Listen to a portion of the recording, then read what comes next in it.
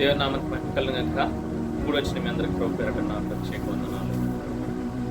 ఈ యొక్క ఉదయకాల సమయమందు ఏ రీతిగా మనం మరి మందిరంలో చేరుకొని ఈ యొక్క ఆరాధనలో దేవుడు మనకు ఎంతవరకు నడిపించాడో అందుకు దేవునికి వందనాలు చెల్లిద్దాం.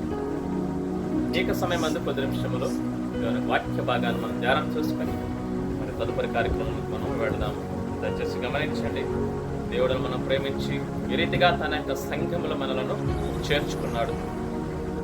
కాబట్టి మనము దేవుణ్ణి ఆరాధించడానికి కారణం. కాబట్టి ఒక ఉదయకాల సమయమందులో మనము 10 నిమిషములు దేవుని వాక్యాన్ని పరిశీలన చేసుకుందాం. మరి దేవుడు మనం ఏమైతే మాట్లాడనొచ్చున్నాడో తన యొక్క మాటలను మనం ఆలకించి ఆ రీతిగా జీవించుదాం, ఆ రీతిగా నడుచుకుందాం.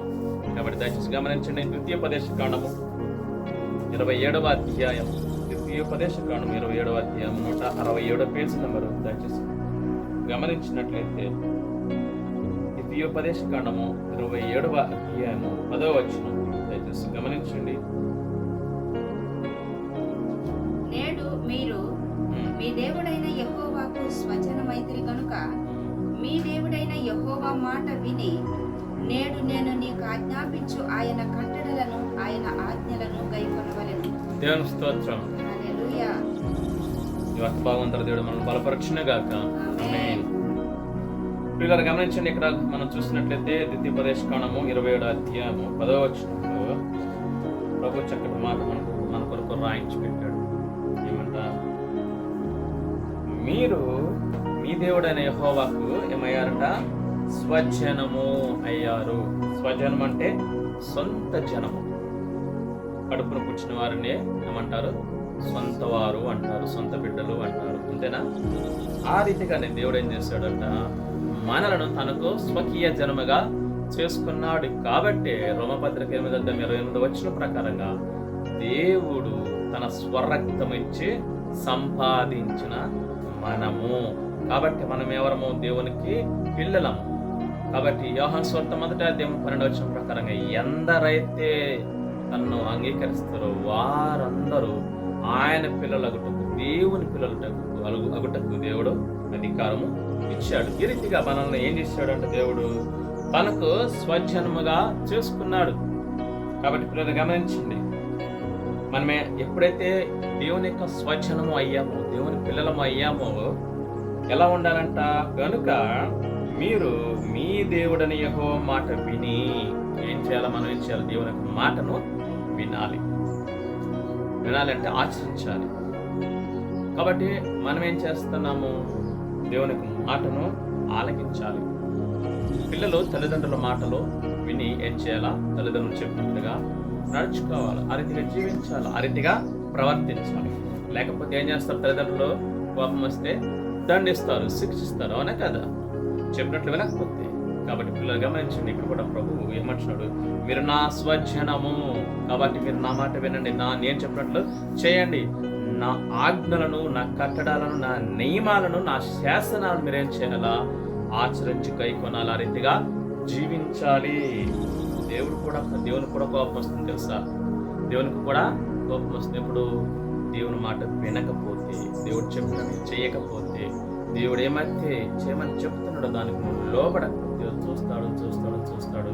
కరుణామయుడే, దయామయుడే, దీర్ఘశాంతుడే కాదనను, కానీ కొన్ని అవకాశాలంటూ ఉంటాయి. కొంత సమయం చూస్తాడు, ఇకనైనా మారుతాడు, ఇకనైనా వింటాడు, ఇకనైనా గైకొంటాడని ఎదురు చూస్తాడు. వినలేదనుకో ఏం చేస్తాడు? దేవుడు కొడతాడు, శిక్షిస్తాడు, గద్దింపు అయిపోయింది, శిక్షిస్తాడు. ఎన్నిసార్లు గద్దించినా కానీ లోబడిన వాడు ఏం చేయబడతాడంట? మరి హఠాత్తుగా నాశనం అయిపోతాడు. కాబట్టి అలా ఉండకూడదు.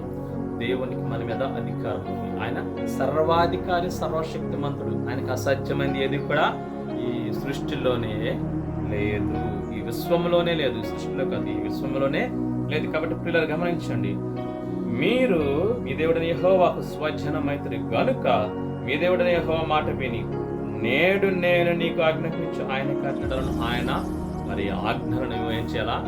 కైకొనాలని మోషే గారు చెప్తున్నారు ఇక్కడ ఈ సందర్భంలో. కాబట్టి ఆయన కట్టాలంటే దేవుని కట్టడాలు, దేవుని ఆజ్ఞలు మనం ఏం చేయాలా? గైకొనాలి. ఆ రీతిగా గైకొన్నట్లయితే దేవుడు మనల్ని బహుగా దీవిస్తాడు. దీవించడానికే నా మాట విని నా ఆజ్ఞలను గైకొనండి అని ప్రభువు సెలవిస్తున్నాడు.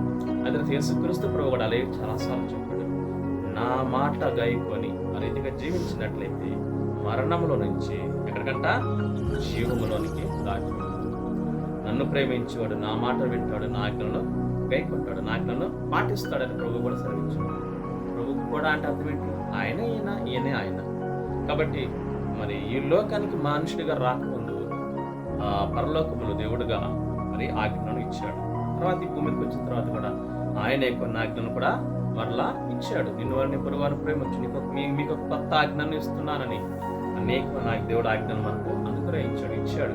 తర్వాత ఆయన ఈ భూమి మీద నుంచి వెళ్ళేటప్పుడు, ఆరోహణమై వెళ్ళేటప్పుడు, ఒలివల కొండ మీద నుంచి వెళ్ళేటప్పుడు ఏమన్నాడు? మీరు సర్వలోకానికి వెళ్ళి సర్వ సృష్టికి సువార్తను ప్రకటించండి అన్నాడు. అది కూడా ఆజ్ఞ. ఆజ్ఞలన్నింటిలోకి అది గొప్ప ఆజ్ఞ, చివరి ఆజ్ఞ. ప్రభు ఆ తర్వాత ఇంకా ఆజ్ఞలు ఏమి రాయించి పెట్టలేదు, ఎందుకంటే అన్నీ కూడా ఈ బైబిల్ గ్రంథంలో పొందుపరిచి ఉంచాడు. అదే చివరి ఆజ్ఞ. ఏంటంట? మీరు సర్వలోకానికి వెళ్ళి సర్వ సృష్టికి సువార్తను ప్రకటించండి. ఏంటా సువార్త? యేసే దేవుడు, యేసే క్రీస్తు, ఆయనే రక్షకుడు, ఆయనే పరలోకం తీసుకెళ్ళాడు, ఆయనే జీవాన్ని ఇచ్చేవాడు, నరకం నుండి తప్పించేవాడు ఆయనే, ఆయన మాత్రమే దేవుడు. కాబట్టి ఇటువంటి సువార్త మీరు ప్రకటించమని మనల్ని ఏం చేశాడు? శిష్యులుగా తయారు చేసుకుని, శిష్యులుగా మనకు నేర్పించి మనల్ని ఏం చేశాడు? లోకంలోనికి పంపించాడు. కాబట్టి ఆయన సువార్తను మనము ప్రకటిస్తున్నాం, ఆయన మాటలు మనము తెలియపరుస్తున్నాం. కాబట్టి దేవుని ఆజ్ఞలు, కట్టడాలు, శాసనాలు మనం ఏం చేయాలా? గైకొనాలి. ఆ రీతిగా జీవించినట్లయితే మనకు అనేక మంది దీవెనలు కలుగుతాయి. అదే పేజీ తిప్పండి, 2వ అధ్యాయంలో మొదటి నుంచి ఏమంటున్నాడు? 2 వచనాలు అక్కడ ప్రభువు సెలవిస్తున్న మాట, నీవు నీ దేవుడని యెహోవా మాట శ్రద్ధగా విని నేడు నేను నీకు ఆజ్ఞాపించుచున్న ఆయన ఆజ్ఞలన్నింటినీ అనుసరించి నడుచుకొని నేడలా నీ దేవుడని యెహోవా భూమి మీద ఉన్న సమస్త జనముల కంటే నిన్ను హెచ్చించును. నీవు నీ దేవుడని యెహోవా మాట విని నేడలా ఈ దీవెనలన్నీ నీ మీదకి వచ్చి నీకు ప్రాప్తించును. దీవెనలు ఇస్తాడు ఎప్పుడు? ఆయన చెప్పినట్లు జీవించినప్పుడు మాత్రమే. దేవుని ఆజ్ఞలను మనం గైకొన్నప్పుడు మాత్రమే, ఆయన కట్టడాలు మనము గైకొన్నప్పుడు మాత్రమే, ఆయన శాసనాలు మనము అనుసరించి జీవించినప్పుడు మాత్రమే దేవుని యొక్క దీవెనలు మనకు ఏం చేయబడతాయంట? అవే వస్తాయి. మనం వాటి వెంట పరిగెత్తాల్సిన అవసరం లేదు. మనము దీవెనల వెంట, ఆశీర్వాదాల వెంట, మరి మేలుల వెంట ఏం చేయాలా? పరిగెత్తాల్సిన అవసరము లేదు. కానీ ఏం చేయాలా? దేవుడు ఏమైతే చెప్తున్నాడో ఆ ప్రకారంగా జీవించాలి. మొదటిగా మన పాప జీవితాన్ని కడుక్కోవాలి. యేసు రక్తంలో మనం ప్రాయశ్చిత్తం పొందుకోవాలి, పశ్చాత్తాపడాలి. ప్రభు యొక్క క్రీస్తు పాదముల యొక్క, దేవా నేను పాపిని, నన్ను క్షమించు అని అడగాలి. సుంకరి ఏ రీతిగా అడిగాడు? ఆకాశం అయిపోయిన కన్నులెత్తుటికి ఆయన ధైర్యం చాలక, దేవా నేను పాపిని, నన్ను క్షమించమని సుంకరి మరి అడిగి క్షమాపణ పొందుకొని ఏం చేయబడ్డాడు? నీతిమంతుడిగా తీర్చబడ్డాడు. అప్పుడు మాత్రమే ఆ దీవెనలన్నీ కూడా ఏం చేయబడతాయి? మన వెంట వాటంతటికవి వచ్చేస్తాయి. లోకంలో చాలా మంది ఆశీర్వాదాలు అంటే, దీవెనలు అంటే, మేలులు అంటే పరిగెడుతూ ఉన్నారు. ఒకటే కావాల్సినవి కాదు. ముఖ్యంగా మన ఆత్మశుద్ధి కావాలి, పరిశుద్ధ జీవితం కావాలి. పరిశుద్ధ జీవితం లేకుండా, రక్షణ లేకుండా, నీతిగా న్యాయంగా జీవించకుండా నీవు పరలోకానికి వెళ్ళలేవు. ఆశీర్వాదాలు ఉండొచ్చు, దీవెనలు ఉండొచ్చు, మరి ఇంకా అనేకమైనటువంటి ఆశీర్వాదాలు ఉన్నప్పటికీ అవి నేను పరలోకానికి తీసుకువెళ్ళలేవు. మరి ఏం తీసుకెళ్తాయి? పరిశుద్ధ జీవితం, దేవుని మాట వినబడితే, దేవుని మాటకు నువ్వు లోబడితే, దేవుని ఆజ్ఞను నువ్వు గైకొంటే మాత్రమే నువ్వు పరలోకానికి వెళతావు తప్ప ఆశీర్వాదాలు పొందుకున్నంత మాత్రాన, దీవెనలు పొందుకున్నంత మాత్రాన నువ్వు పరలోకానికి వెళ్ళవు. నేను కూడా వెళ్ళను. మరి ఎలా ఉండాలంట? పరిశుద్ధ జీవితం. నేను పరిశుద్ధుడని కనుక మీరును పరిశుద్ధంగా ఉండండి. అప్పుడు మాత్రమే మీరు పరలోకానికి వస్తారు, అప్పుడు మాత్రమే పరలోకానికి వెళతాము. గమనించండి, ఈ యొక్క మధ్యాహ్న సమయంలో దేవుడు ఏమంటున్నాడు అంటే, ఆయన ఆజ్ఞలను, ఆయన కట్టడాలను, దేవుని యొక్క శాసనాలు మనం ఏం చేయాలో అనుదినము పాటించాలి, అనుదినము గైకొనాలి. కీర్తనకారుడు ఒక మాట అంటున్నాడు 119వ కీర్తనలో ఏమంటున్నాడు? దేవా చూడండి, 119వ కీర్తన 73వ చరణంలో చూస్తే మరి అక్కడ దావీదు గారు చక్కటి మాటను మనకు ఇక్కడ తెలియపరుస్తూ ఉంటున్నాడు. ఆయన రాసినటువంటి పాట 119వ కీర్తన 73వ చరణంలో చూస్తే చక్కటి మాట మనకు తెలియపరుస్తూ ఉంటున్నాడు.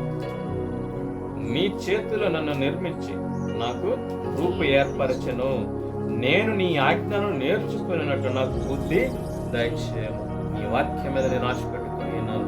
చూడండి పిల్లలు, ఎంత చక్కటి మాట అంటున్నాడు. దేవా, నీ ఆజ్ఞను నేను గైకొనాలంటే, నీ శాసనాన్ని నేను పాటించాలంటే, నీ యొక్క కట్టడాలను నేను నేర్చుకోవాలంటే ఏం చేయాలంట? బుద్ధి కావాలి.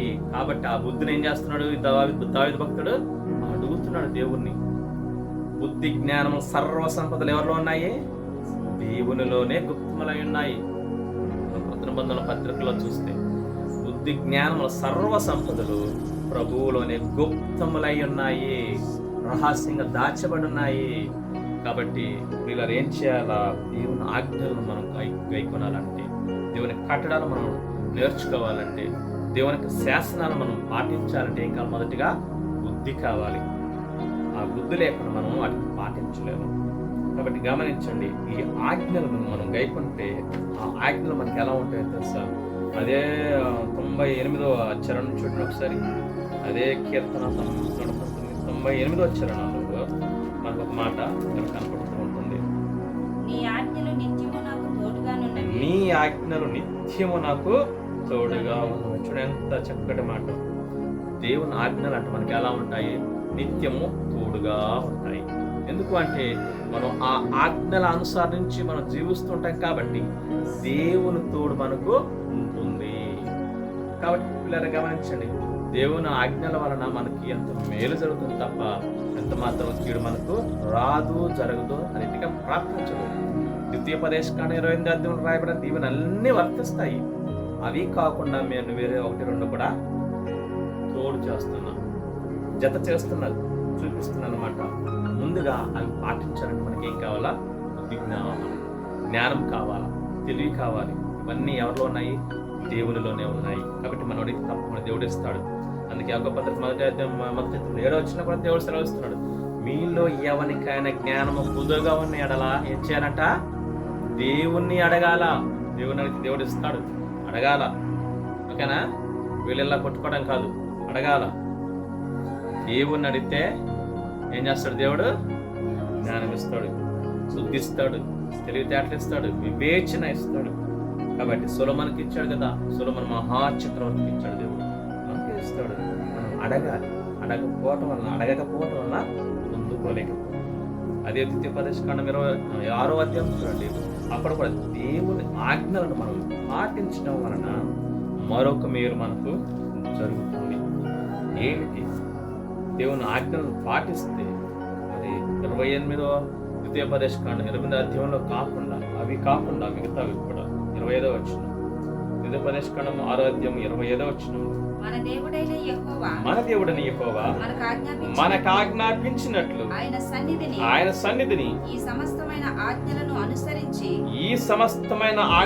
అనుసరించి మనము నడుచుకొనున్నప్పుడు మనకు నీతి కలుగును. ఏం కావాలా? ఏం కలుగుతుంది? నీతి కలుగుతుంది.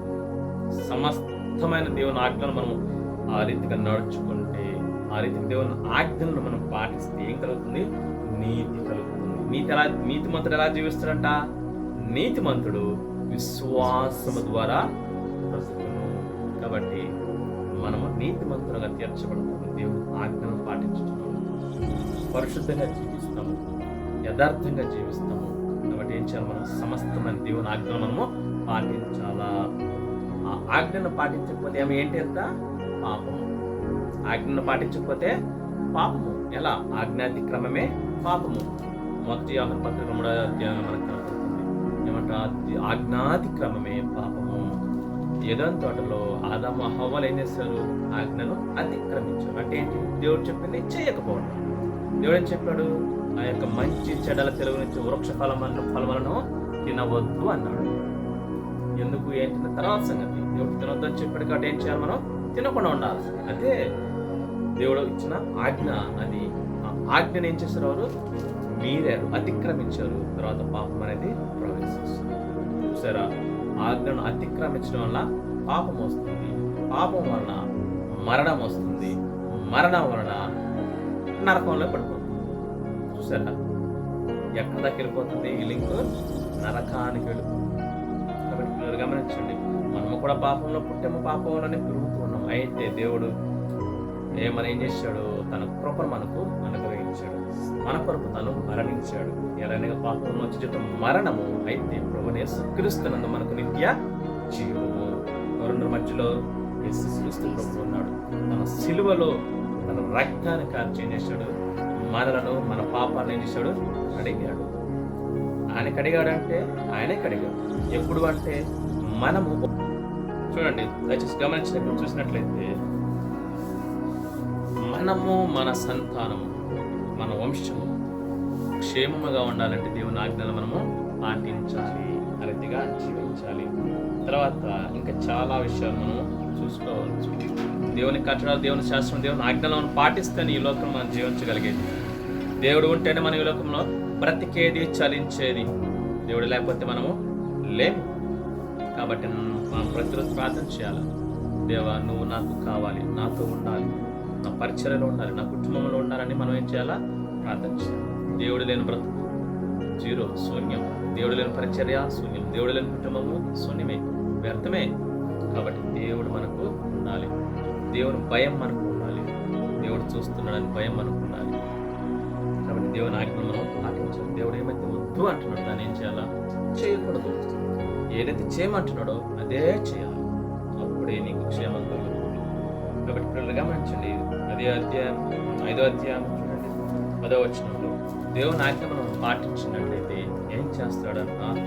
ద్వితీయోపదేశకాండం 5వ అధ్యాయం 10వ వచనం, నన్ను ప్రేమించి నా ఆజ్ఞలను ఆజ్ఞలను గైకొన్న వారి విషయములో 1000 తరముల వరకు కరుణించేవాడనై ఉన్నాను. ఆమేన్. చూడండి, ఇక్కడ దేవుడు ఎంత చక్కగా తెలియపరుస్తున్నాడు. దేవుని ఆజ్ఞలను, కట్టడాలను, శాస్త్రాలను మనం గైకొంటే, ఆ రీతిగా జీవిస్తే ఏమంటున్నాడంట? నన్ను ప్రేమించి నా ఆజ్ఞలను గైకొన్న వారి విషయంలో నేనేం చేస్తాను అంటున్నాడు దేవుడు? 1000 తరముల వరకు కరుణిస్తాను అంటున్నాడు. మరి ఈ రీతిగా చెప్పేవాడు ఎవరు లేరు. కాబట్టి గొప్ప దేవుడు మన యేసయ్య ఏమంటున్నాడు? నా ఆజ్ఞలు, నా కట్టడాలు, నా శాసనాలు మీరు పాటించండి. నేనేమైతే చెప్తున్నాను అది చేయండి, పరిశుద్ధంగా జీవించండి, నిన్నువారిని పొరుగువారిని ప్రేమించండి, శత్రువును సహితం ప్రేమించండి, ఆకలితో వారికి భోజనం పెట్టండి, అవసరం వారికి మీకు చేతన సాయం చేయండి.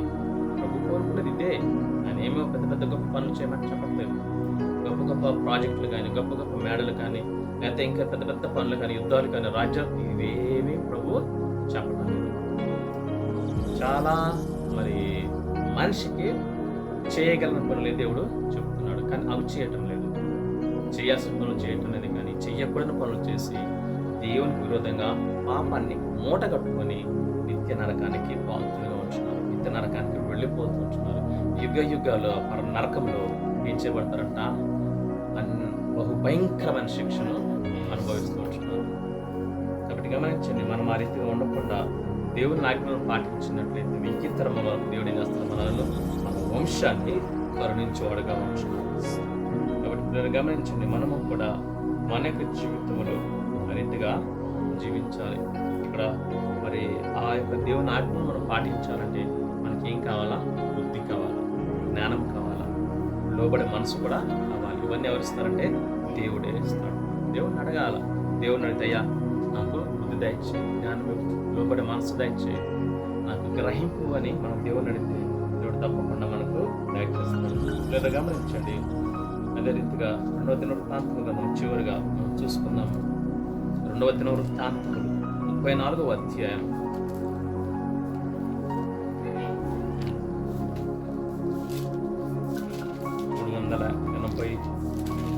388 పేజీ నెంబర్ 34వ అధ్యాయం 31, 32 వచనం మనం చూసుకున్నట్లయితే దేవుడు చక్కటి మాటలు మనకు తెలియపరుస్తున్నాడు. పిమ్మట రాజు తన స్థలమందు లోబడి నేను యెహోవాను అనుసరించుచు ఆయన ఇచ్చిన ఆజ్ఞలను శాసనములను కట్టడలను పూర్ణ మనస్సుతోను పూర్ణ మనసుతోను పూర్ణ పూర్ణ హృదయముతోను హృదయముతోను గైకొనుచు గైకొనుచు ఈ గ్రంథమందు రాయబడిన నిబంధన మాటల ప్రకారముగా ప్రవర్తించుచున్నానని యెహోవా సన్నిధిని నిబంధన చేసుకొనెను. చూడండి, రాజుగారు ఇక్కడ మరి సెలవిస్తున్నాడు. రాజుగారు తెలియపరుస్తున్నాడు. ఏమంటున్నాడు? దేవుని సన్నిధిని నిలబడి అంటున్నాడు. ఏమంటున్నాడు? దేవా, ఇచ్చినటువంటి ఆజ్ఞలను, శాసనాలను, కట్టడాలను నేనేం చేస్తాను అంటున్నాడు. పూర్ణ మనసుతో పూర్ణ హృదయముతో గైకొంటాను. అంత మాత్రమే కాదు, ఈ గ్రంథం, ఈ బైబిల్ గ్రంథములు ఏమైతే నువ్వు ఇచ్చావు, ఇంకా నిబంధనలు ఏమైతే నువ్వు మరి సెలవిచ్చావు, ఆజ్ఞలు, అవన్నీ నేను ఆ ప్రకారంగా జీవించడానికి, ఆ ప్రకారంగా నడవడానికి, ఆ ప్రకారంగా ప్రవర్తించడానికి నేను తీర్మానం చేసుకుంటున్నాను, నిబంధన చేసుకుంటున్నానని తీర్మానం చేసుకుంటున్నాడు. మనం కూడా ఏం చేయాలా? ఆ రీతిగా తీర్మానం చేసుకోవాలి. ఎందుకంటే ఇకనైనా సరే, ఇంతకాలం దేవుని యొక్క మాటలు వినక, దేవుని ఆజ్ఞ మనం పాటించక, దేవుని యొక్క కట్టడాలను, దేవుని యొక్క శాసనాలను, దేవుని యొక్క వాక్యాన్ని మనం వినక ఆ రీతిగా జీవించకుండా ఉన్నామేమో. క్షమించమని అడుగుదాం దేవుణ్ణి. క్షమించమని అడిగి ఆ రీతిగా మరి రాజుగారే మరి అడుగుతున్నప్పుడు మనం అడగకూడదా? సామాన్య రాజుగారే కాదు, ఎవడైనా సరే, మనిషి అనేవాడు ఎవడైనా సరే, వాడు ఏ హోదాలో ఉన్నా, ఏ స్థితిలో ఉన్నా, ఏ ఉద్యోగంలో ఉన్నా, ఎంత గొప్పవాడైనా సరే, మనిషి పాపే. కాబట్టి ఏం చేయాలా? దేవా, నన్ను క్షమించు, ఇక నుంచైనా నీ ఆజ్ఞలు, నీ కట్టడాలు, నీ శాసనాలు నేను గైకొంటాను, ఆ రీతిగా నేను జీవిస్తానయ్యా, నాకు సహాయం చేయమని దేవుని సన్నిధిలో మనం హృదయపూర్వకంగా తీర్మానం చేసుకుంటే దేవుడు ఏం చేస్తాడు? సహాయం చేయడానికి ఆయన సిద్ధంగా ఉన్నాడు. సహాయం చేయడానికి సిద్ధంగా ఉన్నాడు. ఎప్పుడు నా బిడ్డ వస్తాడా, నా సహాయం అడుగుతాడా అని ఎదురు చూస్తూ ఉన్నాడు. కాబట్టి పిల్లలు గమనించండి, దేవుని ఆజ్ఞలు మనం పూర్ణ మనసుతో పూర్ణ హృదయంతో గైకొనాలి. అందుకు దేవుని సహాయాన్ని మనం అడిగినట్లయితే ఇక దేవుడు మనకు సహాయం చేయడానికి ఆయన సిద్ధంగా ఉన్నాడు. ఇకనైనా సరే మనం ఏం చేయాలా? మన యొక్క తీర్మానాన్ని దేవునికి చెప్పాలి. దేవుని ఇక నీకు ఆజ్ఞలను పాటిస్తాను. కాబట్టి పాత జీవితాన్ని, ఈ లోకపు జీవితాన్ని, ఈ శారీరక జీవితాన్ని ఏం చేయాలో మనం వదిలివేయాలి. ఇంకా ఆ రీతిగా జీవించామా దేవుడు ఊరుకోడు. ఇచ్చిన అవకాశాలను పోగొట్టుకోవద్దు, ఇచ్చిన సమయాన్ని పోగొట్టుకోవద్దు. దేవుడు మరి ఊరుకునేవాడు కాడు. దీర్ఘశాంతుడే, కృపామయుడే, జాలిగల దేవుడే, కరుణామయుడే, దయామయుడే, ప్రేమామయుడే. కానీ ఇచ్చిన సంవత్సరాలు, ఇచ్చిన సమయాన్ని, ఇచ్చిన అవకాశాలను పోగొట్టుకుంటే చివరి దశలో మాత్రం చాలా భయంకరంగా ఉంటుంది. కాబట్టి దేవుడు కలగ చేసుకునేంత వరకు మనం ఉండకూడదు. ఇక్కడైనా మనం తెచ్చుకుందాం, మన ఆత్మీయ నేత్రం తెచ్చుకుందాం, మన జ్ఞానము కలిగి, గ్రహింపు కలిగి. ఒకవేళ ఆ శక్తి మనం లేకపోవచ్చు, దేవుని ఆజ్ఞను పాటించే శక్తి మనం లేకపోవచ్చు, ఒక ఆశ కూడా లేకపోవచ్చు. ఇకనైనా ఆశపడతాం, ఇకనైనా మారండి, ఇకనైనా తిరగండి అంటున్న ప్రభు. ఇకనైనా ఏం చేయాలి? మనము ఆశపడదాం. ఈ రోజు నుంచి ఆశపడదాం. అయ్యా, నువ్వు చెప్పినట్లు నేను జీవిస్తాను, నీ ఆజ్ఞ అనుసరించి నేను జీవిస్తాను, నాకు ఆశ కలిగి ఉంచు. నువ్వు ఆశపడాలా. నువ్వు ఆశపడితే అప్పుడు దేవుడు నీకు సహాయం చేస్తాడు. ఆ తర్వాత నేను ఎలా నీ ఆజ్ఞను కలిగి ఉండాలి, నీ ఆజ్ఞను నేను ఎలా పాటించాలి, నేను ఎలా ప్రవర్తించాలి, నాకు నేర్పించదేవా అని ప్రతిరోజు ప్రార్థనలో అడుగు. దేవుడు తప్పకుండా సహాయం చేసి తనకిష్టంగా నిన్ను మరి మార్చుకోవచ్చు, తనకి ఇష్టంగా నిలబెట్టుకుంటాడు. తనకి ఇష్టంగా తన పరిచయలు ఘనమైన పాత్రగా నిలబెట్టి వాడుకొని అనేకులకు ఆశీర్వాదకరంగా ఉంచుతాడు. తద్వారా నువ్వు రక్షించబడతావు, నీ కుటుంబం రక్షించబడుతుంది, నువ్వు మేలు పొందుకుంటావు, నీ కుటుంబం మేలు పొందుకుంటుంది. నిన్ను బట్టి నీ గ్రామం, నీ బంధువులు అందరూ కూడా మేలు పొందుకుంటారు. ఏంటో మేలు? ముఖ్యమైన మేలేంటి? నరకం నుంచి తప్పించు. ఆ తర్వాత శారీరక మేలు కూడా దేవుడు ఇస్తాడు. వాటంతరికి అవి వచ్చేస్తాయి. కాబట్టి గమనించండి. ఇకనైనా సరే మనం ఏం చేద్దాం? ఆధారపడుతున్నాం. నువ్వైనా, నేనైనా ఏదైనా విషయం తప్పిపోతున్నామేమో, ఏదైనా ఒక ఆజ్ఞ తప్పిపోతున్నామో, ఆజ్ఞలన్నీ పాటించి ఒక చిన్న ఆజ్ఞ తప్పిపోయినా కానీ దేవుని రాజ్యానికి చేరలేం.